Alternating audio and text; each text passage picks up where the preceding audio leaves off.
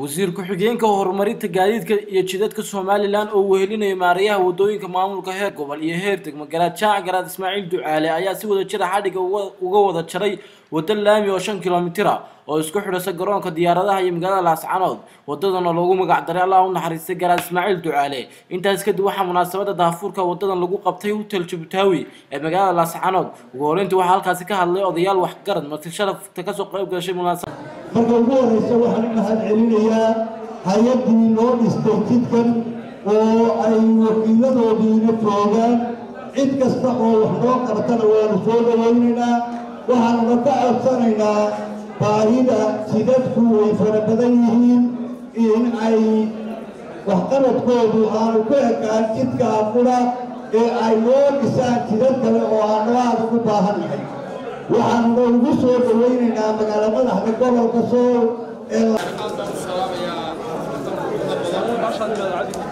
xafladda waliba badan baan salaamayaa ay sii gobol hoose ee Laascaanood waa maalin farxad oo waxaynu furanaynaa wadada ayaynu soo furanay oo qurux badan marka waa horumar aad iyo aad loo faro waxaanu mahad celinaynaa hawada aad iyo aad u soo dhawaynaynaa maanta wadada iyo erboodka la furay wadadaas oo muhiimad aad iyo aad u weyn ummadda u leh muujinaysana horumar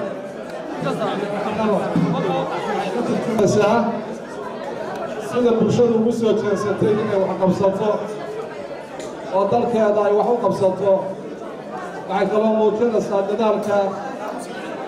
wasiirka wasaaradda horumarinta gaadiidka Somaliland maamulka heer gobol iyo heer degmo ayaa dhankooda iyaguna ka hadlay waxaan mahad iyo bogaadin u dirayaa hay'adda USAID oo dhaqaalaha ugu badan ku bixisay mashruucan wadada Garaad Ismaaciil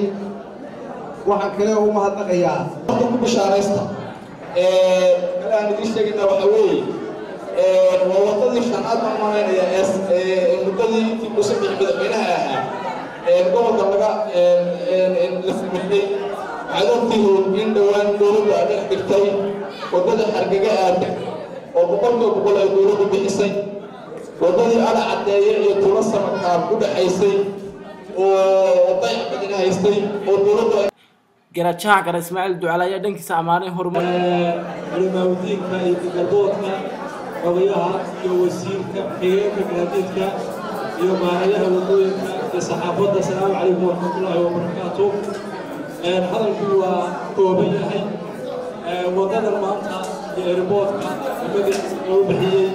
ilaahay naxariistana asiiye Garaad Ismaaciil anigoo waabahay ahaa hase ahaatee uu ka mid ahaa garaadadii gobolka aad iyo aad baanu soo dhawaynaynaa shacabka Laascaanood waa mahad celinaynaa sida وفرحان محمد عيديد بولشة TV Laascaanood